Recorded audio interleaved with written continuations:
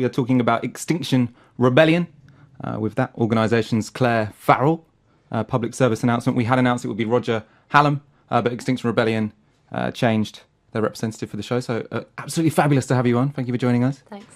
And talking about Extinction Rebellion, we've also got Clare Hymer, who is an editor at Novara Media. Extinction Rebellion launched on the 31st of October with a mobilisation of over 1,000 people in Parliament. Since then, they've sprayed government buildings, blocked main roads and bridges, and on Saturday, they dug multiple graves in Parliament Square and led a funeral procession to Buckingham Palace. This has all got a lot of media attention, primarily because of the willingness of activists to get arrested. Almost 100 have been arrested in the last 3 weeks.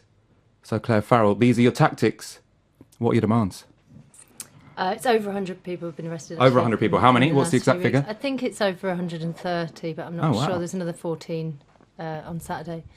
The demands that we've got are that the government should declare a climate emergency, that people should be told the truth about the dire situation that we're in the context of climate change and ecological collapse, that we should go zero carbon by 2025, which is an ambitious target, which lots of people have been very critical of, and also that we should form a citizens' assembly as a means to address the crisis and decide how to move forward. Great. And where did the movement come from? Can you give me a little bit of background? I mean, to many people, it seems like it's come out of nowhere and suddenly making this huge impact. Yeah, well, so it's been born out of a group of sort of decentralised activists called Rising Up.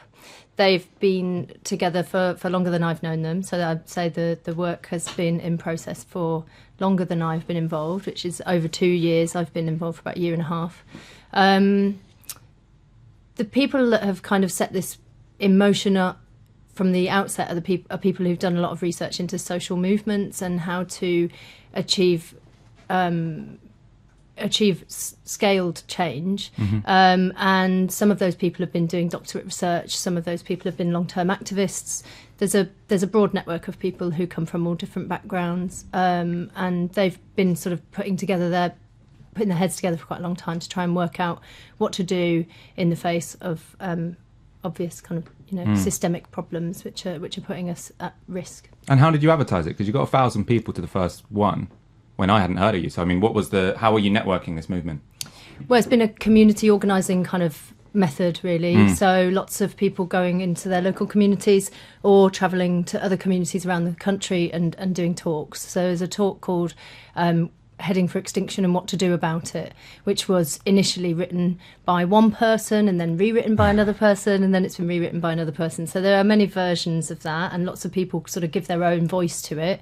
There's lots and lots of people who've been giving it around the country. So I think it did hit its target of 100 meetings, lectures given throughout the course of the year since the sort of inception of the idea in spring. So I really like the contrast in that title, actually. We're facing extinction, like really, it's like negative, fatalistic, and what to do about it.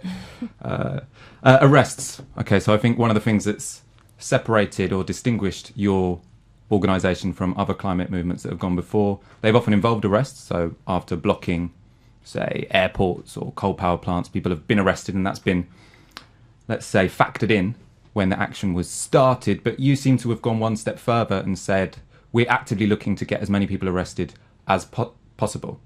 Is that the case, and what's the thinking behind that? Well, I think it's an important factor to recognise, and we've been highly criticised for it.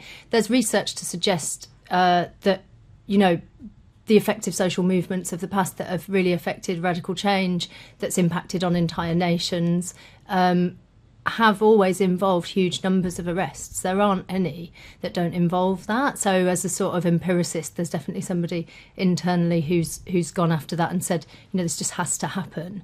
I think it's also crucial for people to show the willingness to forego their liberty when systems are so kind of when systems are so failing you so badly as a citizen, when your state is failing to protect your future, when you believe that your children might witness, the collapse of society and the breakdown of the support systems that we need, then if everybody seems to be sort of going along with it, then some people, I think, would argue that the only sort of moral position to take would be to say I should be in prison because I don't want to be part of this society. I totally disagree. And as an individual person, what can you do to kind of reject all of the things that are going on around you? There's a sort of long history of that. So I think there's a sort of deepness to the idea of giving up your freedom, and also the sympathy that draws with people when they sort of understand that you're taking it that seriously. So, and have you been surprised kind of at how many part of people it. have been willing to get arrested over the last 3 weeks?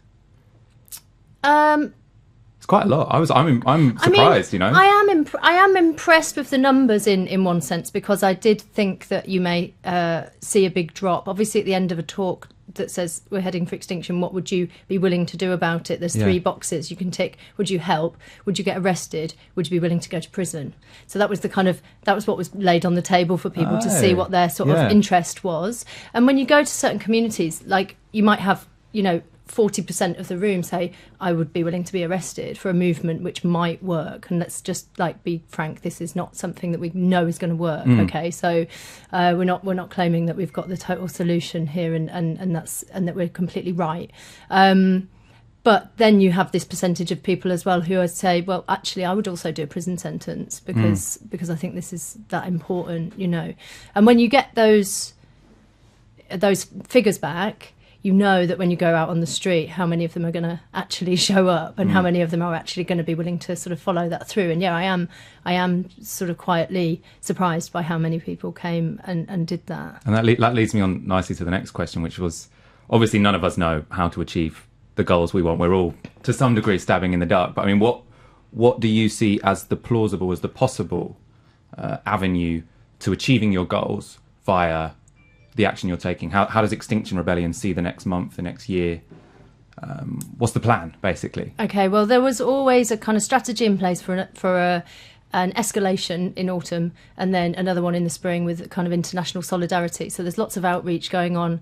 Somebody posted recently a Google Maps thing where you can click through and you can see groups popping up around the world. So that's interesting, because I think that international outreach, which I haven't been a big part of at all, is going phenomenally well, because there's something of the urgency of this moment that I think a lot of people recognise, and that goes around the world.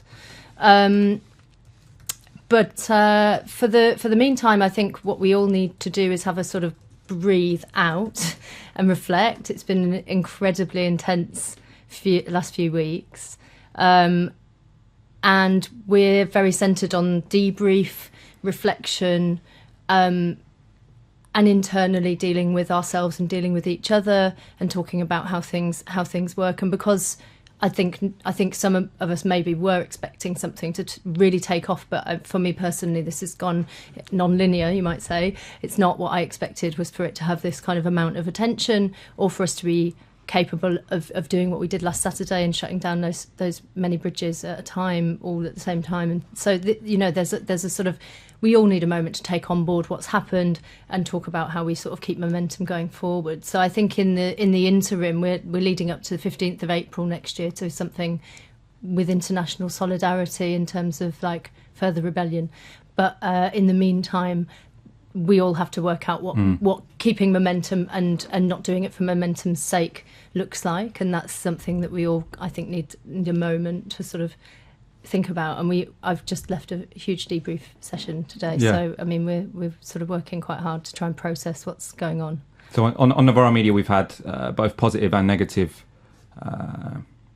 output re-Extinction Rebellion. So if you want to learn more in terms of what we've done already, there's an interview with George Monbiot with James Butler on our podcast, who obviously is a huge advocate of the Extinction Rebellion movement. We also had a critical article by Chris Saltmarsh, which you can check out on our website. Clare Hymer, sorry, I have to do surnames because you both got the same first name. Clare Hymer, you've fallen more into the critical camp. Yes, so I would where say so. Where are you coming from as someone witnessing Extinction Rebellion? Yeah. And also someone who's been part of the climate movement for a while, I should say. Yeah, absolutely. As in, I'm definitely coming from a position of recognising, like you guys do, that we are facing a massive crisis. And I think it's precisely for that reason that I am quite critical of Extinction Rebellion because, you know, the stakes are so high here, and I feel like, you know, we've got to get it right. To pick up first on the issue of kind of mass arrests, because that's what's got the most media attention, it seems to me very much like arrests are useful when they make the state look unreasonable, right? When it looks like the people getting arrested have like unassailable moral rights on their side, and, you know, the state is behaving in a way which is really unreasonable when recognising that. You know, I think a really good example of this is in the fracking cases that have happened recently. So, you know, people were you know, putting their bodies in the way of construction vehicles getting to fracking sites because, you know, it was very much a last resort. They weren't, you know, out seeking to get arrested, but they kind of got to the point where they were like, this is the last thing that we can do. And, you know, I think the police violence in response to that, you know, it looks very unreasonable. And I think it, you know, goes some way to, you know, getting the public on board in terms of recognising the importance of climate change and how critical it is that we stop it. I guess the reason why then tactics in terms of Extinction Rebellion don't quite add up is that, you know, there was, you know, a video with Roger Hallam on The Guardian, you know, him saying, you know, we want to get a load of people arrested. You know, the arrests aren't happening quick enough. And it kind of seems to me that, you know, it doesn't make the state look unreasonable if you're kind of begging for it. I don't know what you think about that. Yeah, well, I think to draw the comparison between us and the fracking movement is an interesting one, because the approach is extremely different from my perspective. And we had some people who came down from PNR for the beginning of the rebellion. We did we sort of celebrated Preston New Road at the Department for Business Energy and Industrial PNR? Strategy. Sorry, Preston New Road. Okay. Where the fracking site in the northwest. Okay. So we had some people came down from there for the opening of the sort of week of rebellion. We made some nice artwork to replicate their artwork from the northwest to sort of put outside the Department for Business Energy and Industrial Strategy to say to Clare Perry, who's never been to Preston New Road or any fracking sites, to meet the protesters, here's PNR, we've kind of brought it to you. And there's just, for me, a very big difference between putting bodies on the line as part of a resistance movement, which is what that is, and then putting your body in a space in a proactive sense where you're facing the state, because it's not completely the same kind of strategy as far as I can see. So that's one difference that I think is important to recognise. And as I say, this is experimental. You know, we don't know how this is going to turn out, and we don't know if it's going to work. We can only kind of work on the data that we've got and the ideas that we've culminated over the last few years, kind of collectively. But I think that it's just so important for people to kind of recognise that if you think about the severity of the situation, if you think that like people in this country are likely to be facing a massive food crisis in the next 10 years, then even if we don't achieve our aims, which I've just explained to you, the sort of the demands, I think that Extinction Rebellion is an alarm. You know, it's and getting this kind of media attention is not very easy. And I do think that we've had this kind of concept, which has been in the talks, which has gone around the country, about shifting the Overton window around like the level of the threat that we face. This isn't like, oh, this is a really bad crisis and we should be taking it more seriously. It's like, this is an existential threat. Do you know what I mean? So I think that's why this approach seems to me to be sort of relatively appropriate. And in terms of sort of self-sacrifice, you know, I've also, with many other people in our movement, undergone a mass hunger strike, you know, and I think that's another thing which is important to recognise as a level of kind of self-sacrifice that says, you know, this is what I'm willing to give up for this movement. And a lot of people that we've talked about in the research of like social movements, you know, they would die for their movement. You don't hear any environmentalists say that they would die for the movement, not certainly from like the sort of, you know, from the UK or from America or whatever. So yeah, I think it's like taking a different approach, really, facing the state rather than putting yourself in the way of a specific site. Mm-hmm. Okay, well, let me pick you up then on So, you mentioned that it's an existential crisis that's facing us. I think another problem that I have with Extinction Rebellion is precisely this kind of framing. So, even the title, Extinction Rebellion, the word extinction is kind of getting at the fact that the Earth is facing, what's being called a sixth mass extinction. But it's also kind of hinting at the idea that, humans as a species could become extinct. It's definitely my feeling, and I think a feeling of a lot of other people in the climate movement, that this actually isn't the case, and that basically the very, very rich will quite literally weather the storm. I think a really good example of this is, I don't know if you saw, but during the kind of California wildfires that are happening very recently, it was reported that Kim Kardashian and Kanye West, they literally employed private firefighters in order to defend their homes and those of their friends and family, which I think is a really good example of how when facing this crisis, climate change, it affects people very, very differently, dependent on, race, dependent on class, depending on, whether or not you live in the global south. And this idea of extinction, I think, kind of like masks those differences in a way which I think is maybe quite damaging. And for me, I don't think that Extinction Rebellion, or at least the kind of press attention that it's getting, and that there's being enough done to kind of centre that reality. Yeah, I think that there's always been two things that are present for us when we talk about what we're facing. One is climate change.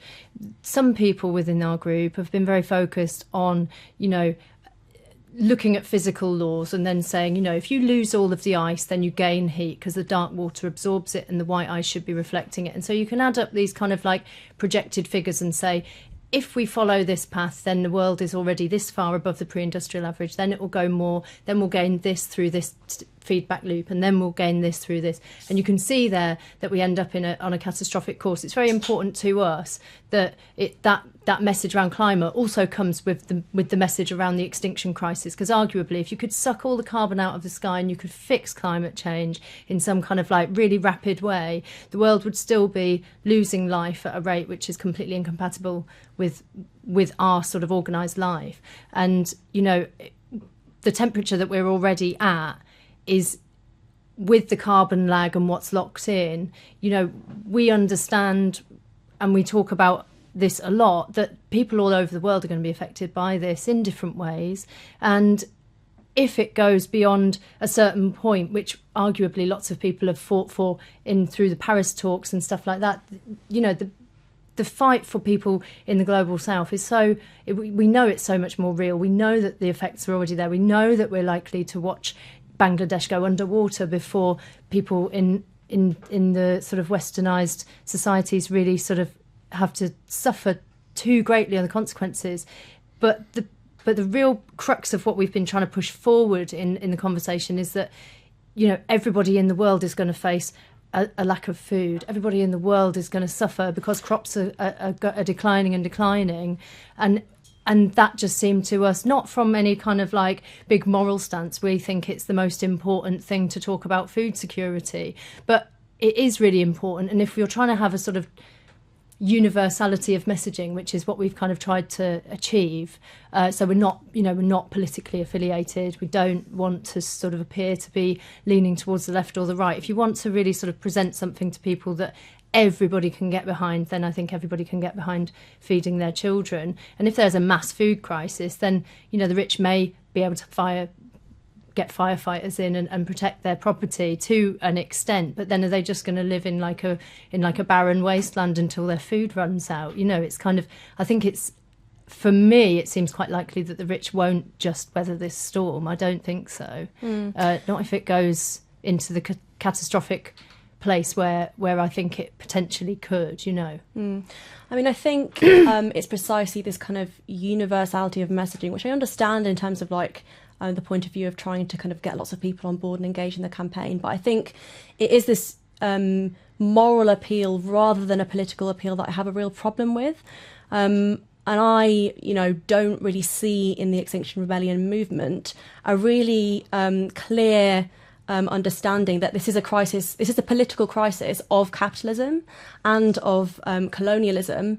And, the only this isn't a crisis also that's going to be solved by kind of making demands of a state which is fundamentally kind of part of this. Our government, it's not some kind of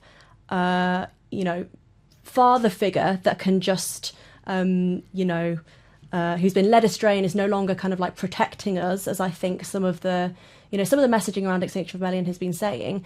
Our government, it subsidises fossil fuels. It's deliberately, it wants the fossil fuel industry to prosper because it benefits Western companies and Western states, right?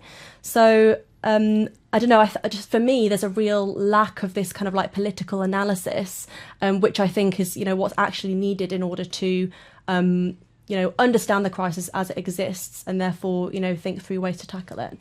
Well, yeah, I mean, I think one of our demands, which is for me the most important one, is that there should be a People's Assembly that is formed that's able to look at this crisis and decide how we move out of it. It's really important to me that this isn't a campaign that just has a demand which can be potentially agreed to and then skewed and turned into something else, which we all know the political arena is perfectly good at.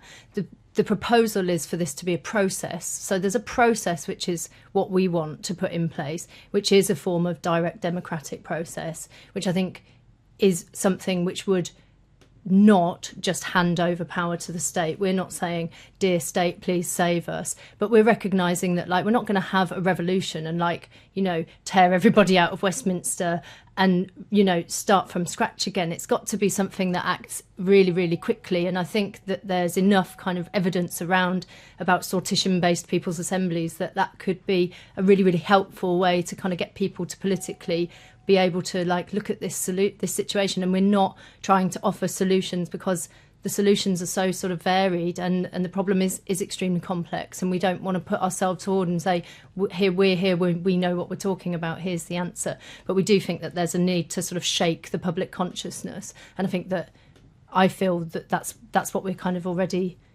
starting to hopefully manage to do. And it's not to be divided around politics. I've been talking a lot to people who are very passionate about all kinds of different issues, and we've worked hard to try and have an angle that can speak to people who are right-leaning and people who are centrist and people who are left-leaning, to say, this is I believe, obviously the solutions will turn out to be highly politicised, but as far as recognising the crisis goes, it's not a political problem, it's an existential threat, and that means that it includes everybody. It even includes Kim Kardashian, do you know what I mean? And then they should all be very afraid of the future, because there's nobody making decisions to mitigate for that future being extremely dangerous.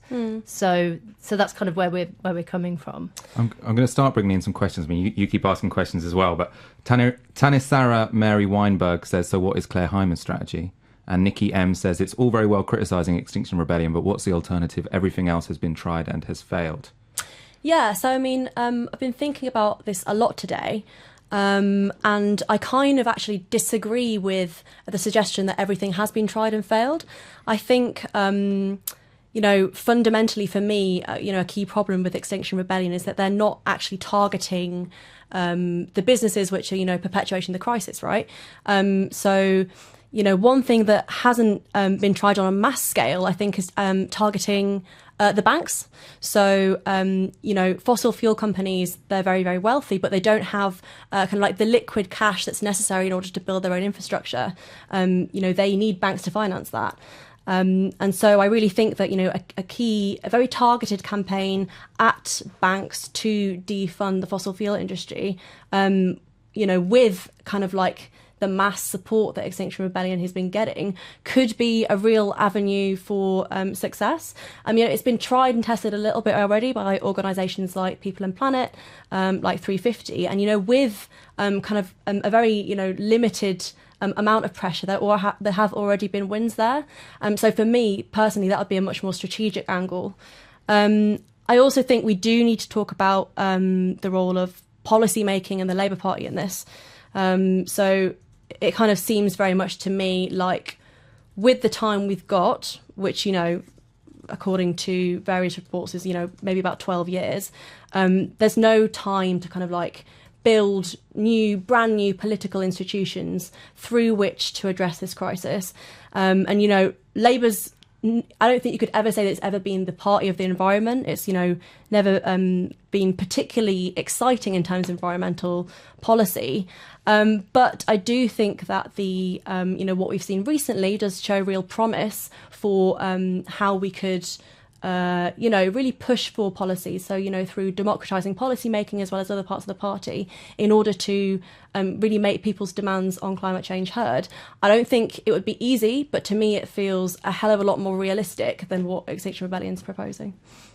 Okay, so I'd just speak to the banking thing. There are people in Rising Up who've conducted targeted campaigns against Barclays for their investment in fracking.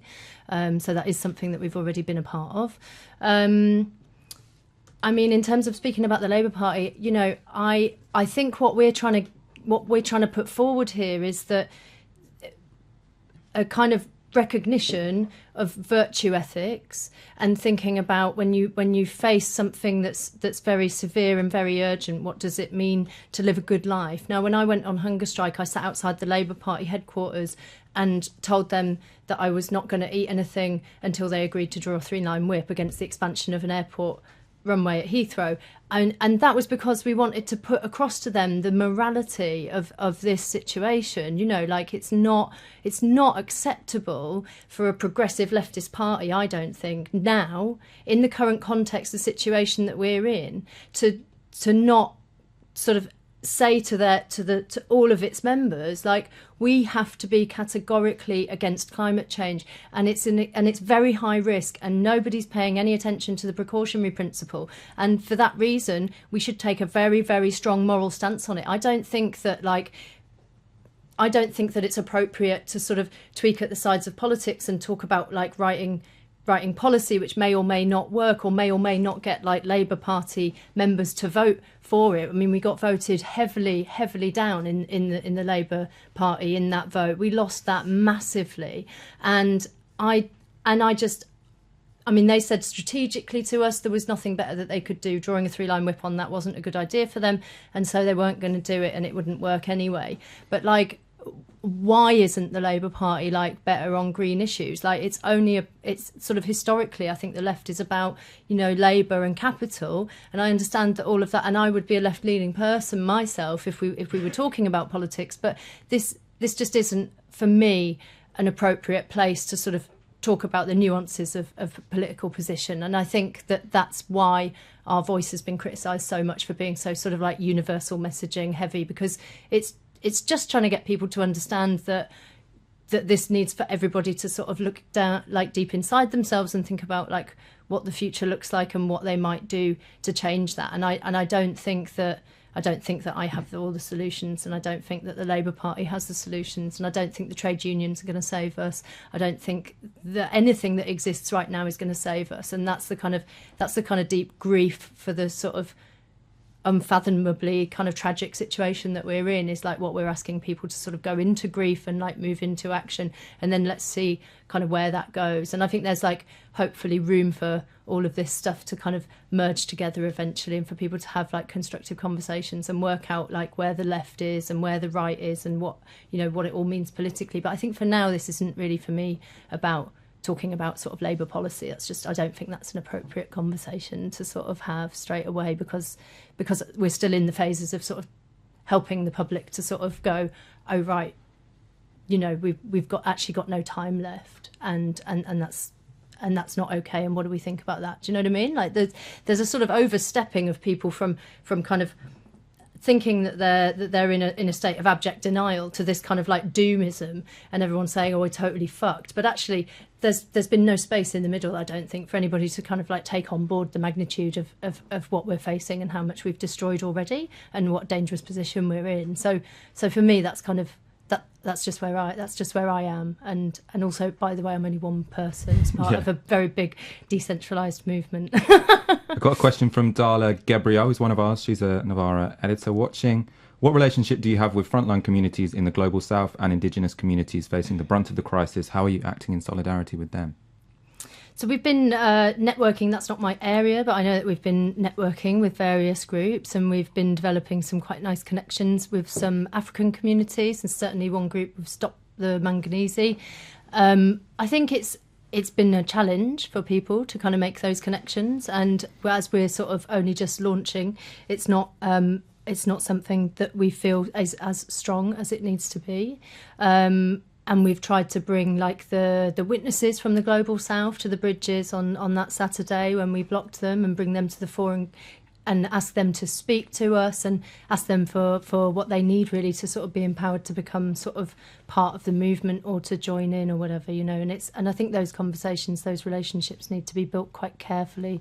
Yeah, you could ask somebody else who would know much more about that aspect of it, because I'm... Can I just add, do you not think it's precisely the problem of saying, you know, we need Global South, you know, witnesses to join in and not for those people to be leading the movement? Do you not think that that's precisely, you know, a problem in terms of how we organise in the Global North? You know, we're not the people who are being affected now. They are. So surely we should be the ones kind of like following their lead and, you know, acting in solidarity with them rather than having them as some kind of like, in a joining in type way, if that makes sense. Well, I think the thing is that what we're doing is facing our own government and our own state and our own situation in the UK, and we understand that as kind of doing what we can affect them with the, you know, with the most sort of with the most possibility. And what we're talking to other groups about that want to form in other countries is like how we've organised here and what we've reflected on and what data we've got. And if they want to talk about that stuff, then we can talk about it. And people are organising themselves in their own communities and in their own countries. So it's not for us to say, you know, we've just brought these people to give them a voice when we blocked a bridge, to say we think it's important that we have voices from the Global South here to speak about what's going on for them and for their communities and for their people. But, you know, what we're doing here, because we're decentralised, what we're doing here isn't like global domination. We're not trying to say that we're going to like manage other people's campaigns in other countries. It's like we're just trying to spark something here, which hopefully, if it's useful, can be replicated in other places, and people can do that in a way which is for them and which suits them, if you know what I mean. I've got a question for you, Claire. Hymer, which was a widespread response to Chris Saltmarsh's article and is implicit in some of the questions that are on YouTube now, which is, I mean, it's all very well pointing out the limitations of any movement. So people could also do that about Momentum, they could do that about Labour. Every movement has its limitations. But what's the value of critiquing a movement because of its limitations instead of celebrating the fact that something's going on? You know, at least something's happening. So I suppose a way of phrasing that is, do you think there's anything actively bad about what's going on with Extinction Rebellion to the extent that you feel the need to oppose it, as opposed to give friendly suggestions about where you think it might be lacking, which all movements essentially necessarily are? I mean, I guess I'd start by saying that I feel that, you know, actually a lot of the criticism that Extinction Rebellion has been getting, it kind of comes with this recognition that, you know, it's great that there's so many people are being mobilised, and, you know, I totally, you know, commend that. I think it's really, really inspiring and incredible. I guess the thing that for me means that it warrants criticism the most is that it doesn't feel drastically different from a lot of kind of climate activism that's gone before.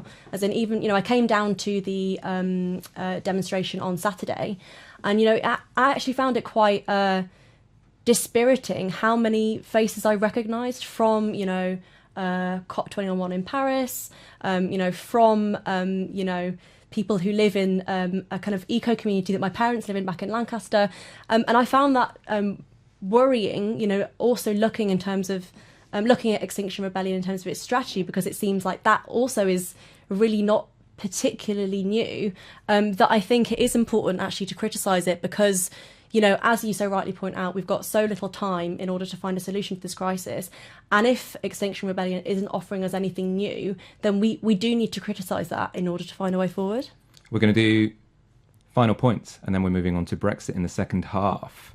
So I suppose, yeah, sum up your responses to to that or to anything? Well, firstly, I really welcome all the criticism that we've had. I think it's really important because it shows that people think that what we're doing might just matter a little bit, and that's really appreciated. And I think even all of the articles that have come through in great criticism have been extremely helpful, and we're like very open to taking criticism. And we've just spent the last couple of weeks deeply criticising ourselves and not actually celebrating any of what we've done at all, I feel, in some respects.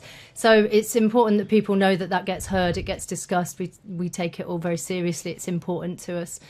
In terms of the same old faces, I mean, you know, there are a limited number of activists in this country that are presently sort of active. So if those people come, then you're going to see them all. But there's also beautiful sort of recognition of sort of elders and videos of people that I saw the other day coming from the bridges, which, you know, we had 6,000 people on those bridges, and they weren't all people that sort of do hardline campaigning or that have been sort of involved in direct action before and stuff like that. So I think in terms of like mobilising people around the concept of mass participation in disobedient actions, I do think that there's been some success in mobilising new people, and of course some of the old faces are there as well.